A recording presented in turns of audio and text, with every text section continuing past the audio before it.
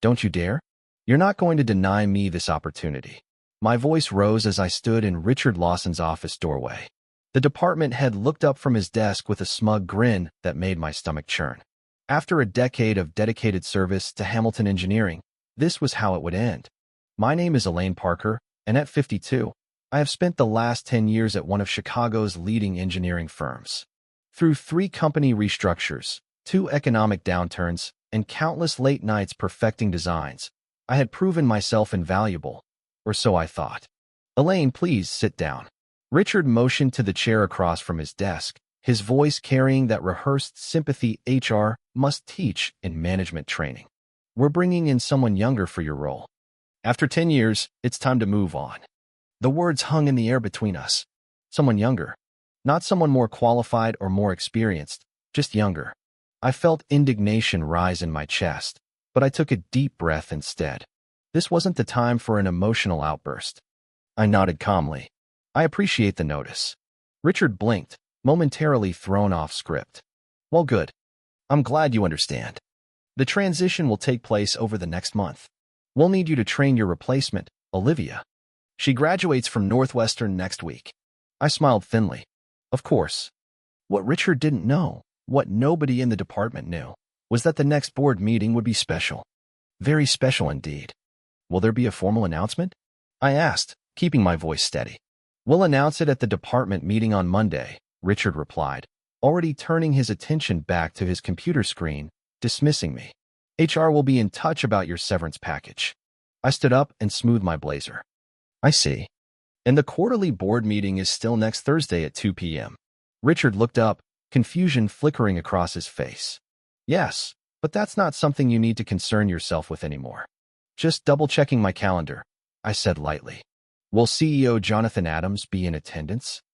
Richard's eyes narrowed slightly. Why do you ask? Just curious, I replied with a shrug. Well, I won't take up any more of your time. As I walked out of his office, I felt strangely calm. 10 years at Hamilton Engineering taught me patience, resilience, and the importance of knowing when to speak and when to remain silent. The next board meeting would reveal everything, and Richard Lawson's smug satisfaction would vanish faster than the morning fog over Lake Michigan. Some secrets were worth keeping, especially when you were being shown the door. Back at my desk, I checked my phone. A message from Jonathan Adams. Contracts filed. Announcement prepared. Still on for Thursday. I texted back a single thumbs-up emoji. For the rest of the afternoon, I diligently worked on transition notes for my supposed replacement. Richard passed by my desk twice, looking pleased with himself each time. Let him enjoy his moment of perceived victory. The real revelation was just days away. That weekend dragged on endlessly as I prepared for the most consequential week of my career. On Monday morning, I arrived at the office early, dressed in the same professional attire I'd worn for years, nothing that would signal the impending change in my status. The department meeting was scheduled for 10 a.m. in the main conference room. I took my usual seat near the middle of the table, not too prominent, not too hidden, as engineers and project managers filtered in. The room buzzed with the usual Monday morning energy, conversations about weekend activities, project deadlines, and industry gossip. Richard entered last, followed by a young woman I'd never seen before. She couldn't have been older than 23, with a nervous smile and wide eyes that took in the room with undisguised excitement. Good morning, everyone, Richard announced, clapping his hands together. Before we dive into project updates, I have an important announcement. The room quieted immediately. Several colleagues glanced in my direction, sensing what was coming. I'd like to introduce Olivia Sanders, who will be joining our team as a senior design engineer. Over the next month, she'll be working closely with Elaine, who will be leaving us to pursue other opportunities. There it was, the corporate euphemism for being pushed out. I kept my expression neutral as curious and sympathetic looks turned my way. Elaine has been with us for 10 years, Richard continued, his tone suggesting he was bestowing a great honor upon me by acknowledging my service. And we appreciate her contributions. Please make Olivia feel welcome as she transitions into this important role. Olivia gave a small wave. I'm really excited to join the team. I've heard so many great things about Hamilton Engineering. As the meeting progressed through project updates, I noticed Richard watching me carefully, perhaps expecting an outburst or a sign of distress. Instead, I participated normally, offering insights on my current projects, and even volunteering to help with a challenging client issue. After the meeting, Olivia approached me tentatively. "Ms. Parker? Richard said you'd be showing me the ropes this week." "Of course," I replied, gesturing for her to follow me to my workspace. "And please, call me Elaine." As we walked, I felt a pang of sympathy for Olivia. She was merely a pawn in Richard's game, unaware of the complicated dynamic she'd stepped into. "First thing you should know," I said once we reached my desk, "is that engineering at Hamilton is as much about politics as it is about technical skill." Olivia looked surprised by my frankness. I thought it would be more merit-based." I smiled. "It should be. Maybe someday it will be again."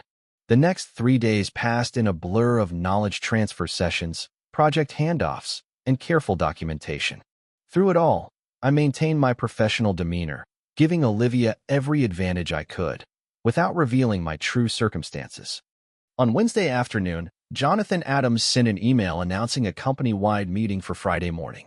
The subject line read, "Exciting organizational changes via new leadership announcements."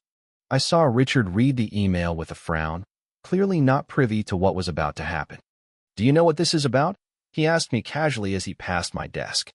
"No idea," I lied smoothly. "Perhaps they finally found someone to fill that VP position that's been vacant." He nodded, satisfied with my ignorance, and walked away. Thursday was approaching rapidly, and with it, the moment of truth. Thursday morning arrived with an unusual sense of calm washing over me. I had prepared for this day meticulously, choosing my outfit with particular care, a tailored charcoal suit, accented with a subtle blue silk blouse that brought out the confidence in my demeanor. It was an executive look, though no one would question it as being out of character for me. I arrived at work to find my farewell party in full swing. A sad spread of supermarket cupcakes and lukewarm coffee sat on the breakroom table. My colleagues had signed a card filled with generic well wishes and memories of projects we had tackled together. I accepted their condolences with grace, playing my part in this corporate theater. "We'll miss you around here," said Javier, giving me an awkward side hug. "It won't be the same without your problem-solving magic." "Thank you," I replied, meaning it. Many of these people were genuine colleagues who had no part in Richard's manipulations. "I'll miss this team too."